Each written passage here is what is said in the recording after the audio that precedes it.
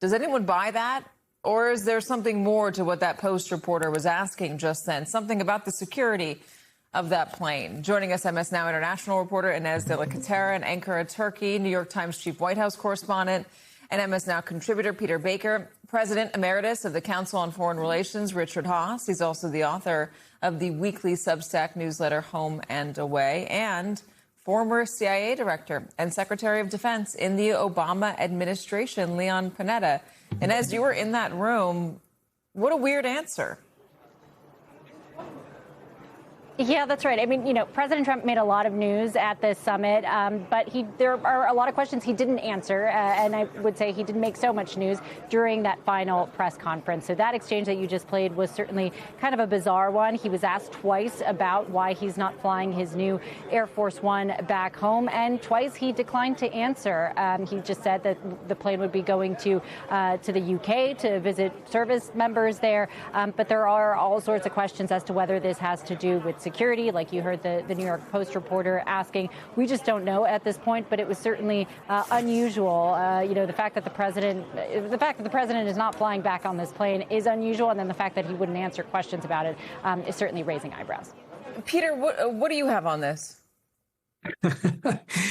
Katie, I'm with you. This is not an answer that sounds particularly persuasive. The idea that he's going to give up flying on this jet he's talked so much about so he can show it to some soldiers. I agree with you. I can't imagine anybody believes that. Security is the first question you ask, right? He is in Ankara. It's not that far from the Middle East. There is now, this rupture in the ceasefire, which he's declared with Iran, which he declared today as over.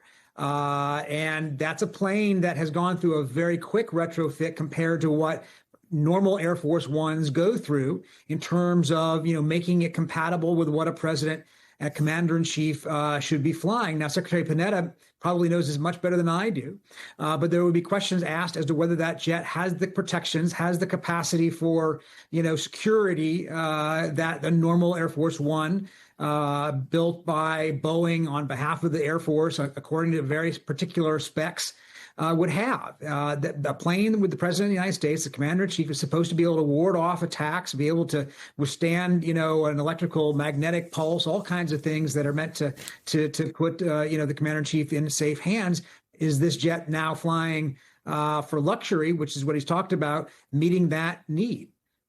Secretary, Peter teed you up. I've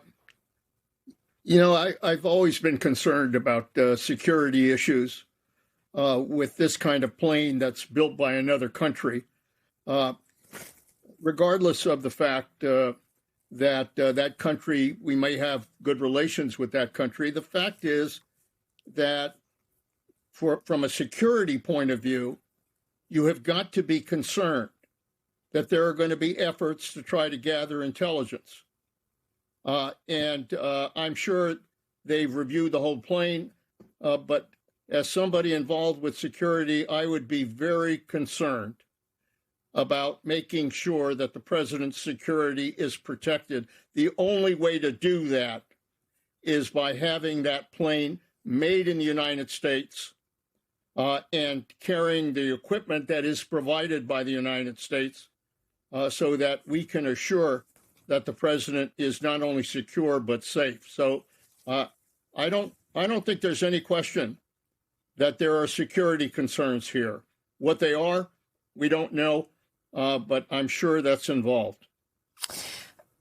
Have you ever heard of a situation where the president switches planes like this? I mean, I know usually there are two Air Force Ones. One is not called Air Force One. When the president travels, there's always a backup. Usually if there is a problem, it's a maintenance issue, right? Could it just be a maintenance issue?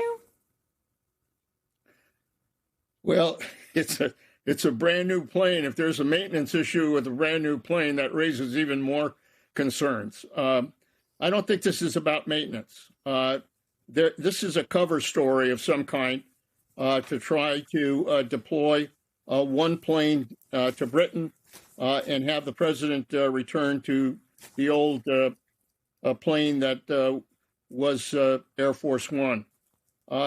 there's more going on. I think the war in Iran may have something to do with it. He is in Turkey. It's right next to Iran.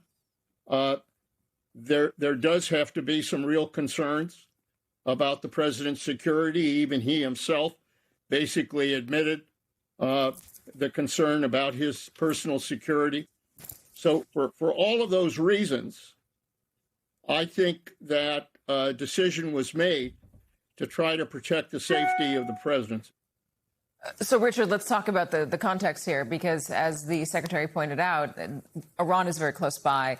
There's also news that the ceasefire, I mean, if it's still on, it's extremely fragile, more fragile than it's ever been. The president seemed to indicate that it was not still on. We struck Iran last night. Does this signal anything to you about what might be coming? Not so much what's coming, but what has been and what is, Katie. First of all, the United States has obviously targeted Iranian leadership, whether years ago going after Soleimani or more recently going after the Ayatollah and others. The idea that Iran might retaliate by going after senior Americans, including the president, is unfortunately plausible.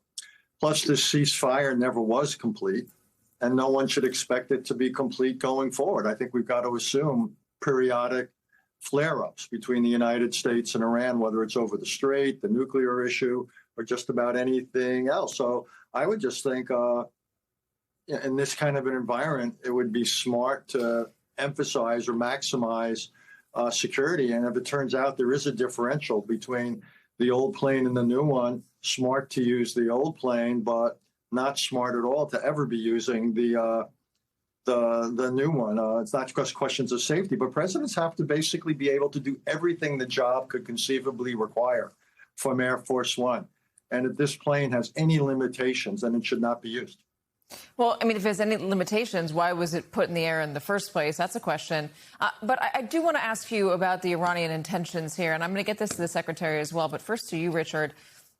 Would the Iranians really assassinate an American president? Wouldn't that be inviting World War III?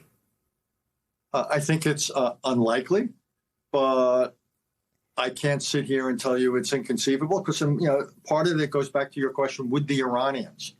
Well, who necessarily are the Iranians at this point? Yeah. We just had the funeral and all the people there. This is clearly a factionalized leadership in Iran. Could there be elements of an Iranian leadership who with the wherewithal to do it? Absolutely. Absolutely. So I don't think we can dismiss that out of hand, whatever the calculation. Again, in the context of an ongoing war, breakdown in ceasefire, given what's happened over recent days, weeks, months, and years, I would think it makes sense to be super careful at this point, particularly with the life of the president of the United States. Secretary Panetta, same question to you. Bottom line is that you cannot trust the regime in Iran. I think from the very beginning, although initially it was about regime change, the failure to get any kind of regime change has made clear that we are dealing with a hardline regime in Iran. And the result of that is that we really don't know what the leadership is all about there, how it's operating. You've got obviously the military leadership. You have the Guard leadership as well. You really don't know who's on first. And the result of that is that you really don't know. And frankly, it's that lack of trust that I think means that this war not only is going to continue, but that we are going to find it very difficult to implement whatever agreement we had with Iran. And so we are in a very tenuous situation right now as a result of what's happening.